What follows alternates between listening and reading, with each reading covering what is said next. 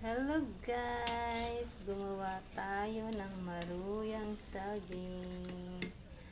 May natirang saging si Ate Ems para hindi masayang ang ating saba na hinog.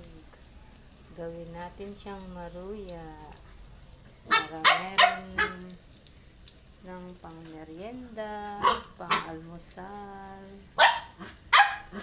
Ngayong gabi yan guys, kaya medyo madilim na. Niluto ko na ang aking hinog na saging para mamaya may midnight snacks.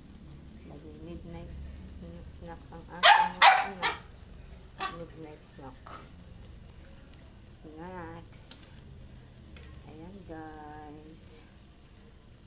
Pag may natira dyan, almusal naman. Pag may natira, pwedeng almusal yan.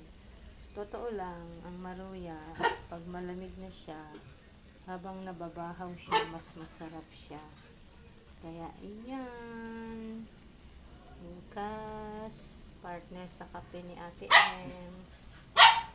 Ang ingay naman ni Napi. Maruyang saging, merienda, hapunan, at almusal. Ang sarap niyan. Maruyang saging. Thanks for watching guys. Maluto na ang aking maruyang saging. Tamang-tama yan sa hapunan. Dessert na rin. Thanks for watching.